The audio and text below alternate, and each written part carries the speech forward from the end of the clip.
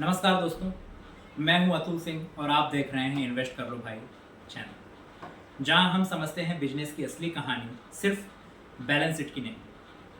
आज हम बात करेंगे एक ऐसी कंपनी की जो सीधे इंडिया के ऑटो सेक्टर रिवाइवल से जुड़ी हुई, टेल ब्रॉस इंजीनियरिंग लिमिटेड। ये वो कंपनी है जो गियर्स, एक्सल्स और फोर्जिंग कंपोनेंट्स बनाती है और आज भारत के हर बड़े OEM यानी ओरिजिनल इक्विपमेंट मैन्युफैक्चरिंग की सप्लाई चेन में शामिल है। पर कहानी सिर्फ ऑटो पार्ट्स मैन्युफैक्चरर की नहीं है। ये कहानी है एक ऐसे बिजनेस की जिसने वोलाटिलिटी, स्लो डाउन और कॉस्ट प्रेशर के बीच भी अपना ग्रोथ इंजन चालू रखा है। भारत का ऑटो सेक्टर पिछले कुछ सालों में एक बड़ी जर्नी से गुजर रहा है। 2019-20 में स्लो डाउन, फिर पैंडेमिक का झटका, फिर सप्लाई चेन क्राइसिस, फिर चिप शॉर्टेज, पर आज 2025 में हालत पूरी तरह से बदल चुके हैं। पैसेंजर कार्स की बिक्री रिकॉर्ड लेवल पर है, कमर्शियल व्हीकल्स में रिवाइवल है और टू व्हीलर्स में रूरल डिमांड वापस आ रही है। गवर्नमेंट पॉलिसीज ने भी मदद की है। GST normalisation, scrap policy, EV adoption और इंफ्रा स्पेंडिंग, सब ने मिलकर एक डिमांड वेव पैदा की है। और इसी लहर पर सवार है Talbros engineering. Talbros engineering की शुरुआत हुई थी रेयर एक्सल साफ्ट से और रिलेटेड फोर्स कंपोनेंट्स के मैन्युफैक्चरिंग से, यानी कंपनी शुरू से ही ऑटो इकोसिस्टम के कोर में रही है। ये एक्सल साफ्ट्स क्या होते हैं? अगर सिंप्लीफाई करें तो जब आप अपनी गाड़ी चलाते हैं तो इंजन से पावर को व्हील्स तक पहुंचाने का काम एक्सल साफ्ट करता है, यानी व्हीकल के मोशन का असली नर्व सेंटर यही है। टाल ब्रोस ने इस सेगमेंट में प्रिसीजन इंजीनियरिंग के साथ डोमिनेंस बनाई और धीरे धीरे अपनी कैपेबिलिटीज़ को बढ़ाकर CV यानी commercial vehicle, tractor, of road equipment और पैसेंजर व्हीकल सेगमेंट में डाइवर्सिफाई किया। इस डाइवर्सिफिकेशन ने कंपनी को मार्केट साइकिल से बचाए रखा, क्योंकि जब पैसेंजर व्हीकल्स में स्लो डाउन आया तब CV डिमांड ने कंपनी को बैलेंस दिया। कंपनी ने सिर्फ एक्सल साफ्ट तक खुद को सीमित नहीं रखा। आज टेल ब्रॉस इंजीनियरिंग के पास ब्रॉड प्रोडक्ट रेंज है, जैसे forged axles, machine components, differential parts और प्रिसीजन असेंबलीज तक। इन्हें बनाने के लिए कंपनी ने in house forging, machining, CNC facilities और क्वालिटी कंट्रोल सेटअप खड़ा किया है। इसका मतलब है इंटायर वैल्यू चेन पर कंट्रोल। यही वो चीज़ है जो किसी भी इंजीनियरिंग कंपनी को ऑपरेशनल स्ट्रेंथ देती है। अब बात करते हैं टेल ब्रॉस की सबसे बड़ी स्ट्रेंथ की, इसकी OEM पार्टनरशिप। कंपनी के क्लाइंट्स में शामिल हैं Dana, Meritor, automotive axles, AAM, Mahindra, Ashok Leyland, Daimler India, Force Motors, यानी इंडस्ट्री के हेवी वेट नाम। सोचिए, एक मीडियम साइज कंपनी और इसके ग्राहक टॉप ग्लोबल OEMs। इसका मतलब है कंसिस्टेंट डिमांड, स्टेबल वॉल्यूम्स और लॉन्ग टर्म कॉन्ट्रैक्ट्स। यही कॉन्ट्रैक्ट कंपनी को रेवेन्यू विजिबिलिटी देते हैं और ये भी दिखाते हैं कि टेल ब्रॉस की इंजीनियरिंग क्वालिटी इंटरनेशनल बेंचमार्क को मैच करती है। टेल ब्रॉस सिर्फ डोमेस्टिक प्लेयर नहीं रहा। कंपनी आज north America, Europe, south east Asia और साउथ अमेरिका तक कंपोनेंट एक्सपोर्ट करती है। एक्सपोर्ट शेयर धीरे धीरे बढ़ भी रहा है और मैनेजमेंट ने टारगेट रखा है कि आने वाले 2-3 सालों में टोटल रेवेन्यू का 30% हिस्सा एक्सपोर्ट से है। इससे दो फायदे हैं, एक फॉरेन एक्सचेंज अर्निंग्स में स्टेबिलिटी, दूसरा कंपनी ग्लोबल साइकिल डिमांड को भी टैप कर सकती है। अब बात करते हैं कंपनी के हालिया ईयरली परफॉर्मेंस की, क्योंकि नंबर्स कहानी को वैलिडेट करते हैं। FY25 के आंकड़ों के अनुसार टेल ब्रॉस इंजीनियरिंग का रेवेन्यू लगभग 445 करोड़ तक पहुंच गया, जो पिछले साल से करीब 9% ज़्यादा है।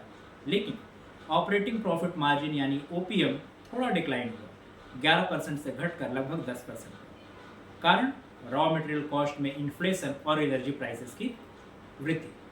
नेट प्रॉफिट भी थोड़ा कम हुआ, 49 करोड़ के आसपास, यानी शॉर्ट टर्म प्रेशर दिखता है। लेकिन ओवरऑल टॉप लाइन ग्रोथ और स्टेबल ऑपरेशंस सजेस्ट करते हैं कि कंपनी सही दिशा में बढ़ रही है। EPS यानी प्रति शेयर आय FY25 में 48.1 रुपये रही और FY26 के लिए एक्सपेक्टेशन है 61 रुपये 20 पैसे। अब ये दिखाता है कि अर्निंग्स मोमेंटम धीरे धीरे वापस ट्रैक पर आ रही है। अब आप सोचेंगे कि मार्जिन्स में गिरावट क्यों आई? इसका जवाब है ऑपरेटिंग लेवरेज। जब वॉल्यूम्स थोड़े कम होते हैं तो फिक्स्ड कॉस्ट प्रोपोर्शनली बढ़ जाता है, लेकिन जैसे जैसे प्रोडक्शन बढ़ेगा, automation, CNC machining, process optimisation और कॉस्ट कंट्रोल मेजर्स के जरिए कंपनी मार्जिन्स फिर से रिकवर कर सकती है। यही ऑपरेशनल लिवरेज ट्रायल ब्रोस की आने वाले 2 सालों की ग्रोथ स्टोरी को डिफाइन करेगा। ऑटो सेक्टर्स में रिकवरी कई फ्रंट्स पर दिखाई दे रही है। पहला, रूरल डिमांड वापस आ रही है। दूसरा, इंफ्रास्ट्रक्चर प्रोजेक्ट्स तेजी से बढ़ रहे हैं। तीसरा, सीवी सेगमेंट में फ्रेट डिमांड स्ट्रांग है। और चौथा, रिप्लेसमेंट डिमांड भी बढ़ रहा है। साथ ही जीएसटी नॉर्मलाइजेशन के बाद लॉजिस्टिक कंपनीज का एक्सपेंशन हुआ है। ईवी एडॉप्शन के साथ न्यू प्रोडक्ट लाइंस बन रहे हैं और गवर्नमेंट की manufacturing push, make in India, PLI schemes component supplies के लिए ह्यूज अपॉर्चुनिटी बना रही है। ट्रायल ब्रोस इसी ग्रोथ वेव के बीच परफेक्ट पोजीशन में है। हर ग्रोथ स्टोरी के साथ कुछ चैलेंजेस भी आते हैं। सबसे पहले raw material volatility. Forging business में स्टील प्राइसेस मार्जिन पर सीधा असर डालते हैं। दूसरा, क्लाइंट कंसंट्रेशन।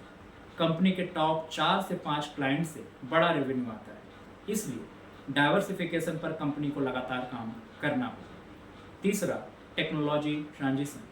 ईवीज के आने से ट्रेडिशनल एक्जल्स और ट्रांसमिशन पार्ट्स की डिमांड बदल सकती है, इसलिए ट्रायल ब्रोस को अपनी प्रोडक्ट स्ट्रेटेजी को इवॉल्व करना पड़ेगा। Light waiting, EV ready forced components, new material innovation जैसी दिशा में कंपनी का फोकस अब 3 चीज़ों पर है। प्रोडक्ट एक्सपेंशन, फोर्स से मशीन पार्ट्स तक वर्टिकल इंटीग्रेशन, साथ ही प्रोसेस ऑटोमेशन, मैन्युफैक्चरिंग एफिशिएंसी बढ़ाने के लिए रोबोटिक्स और डिजिटाइजेशन का इस्तेमाल।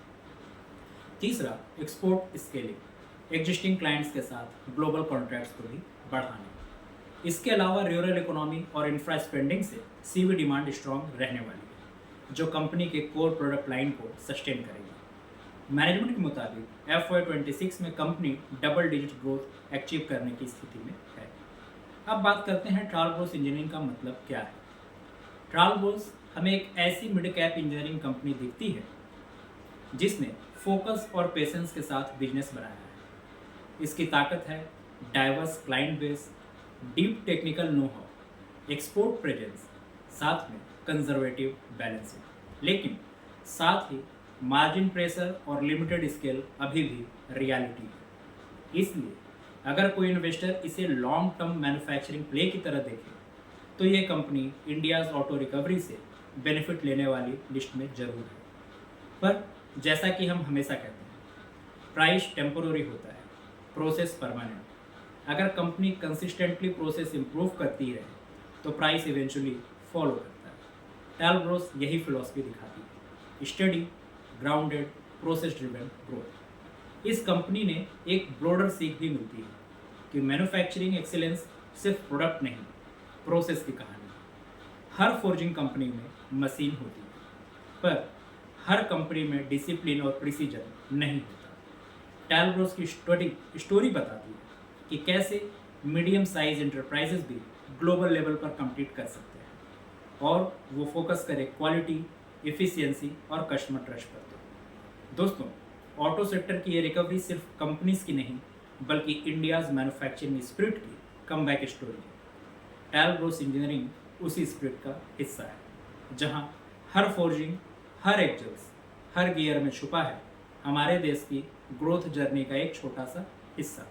और यही है इन्वेस्ट कर लो भाई का मकसद, कहानी के पीछे की सोच को समझना। अगर आपको ये वीडियो पसंद आया हो तो लाइक करें, कमेंट में अपनी राय दें और चैनल इन्वेस्ट कर लो भाई को सब्सक्राइब करना मत भूलिए, क्योंकि यहाँ बात होती है समझने की, ना कि सिर्फ सुनने की। यह वीडियो केवल एजुकेशनल पर्पज के लिए है या किसी भी प्रकार की इन्वेस्टमेंट एडवाइस नहीं है।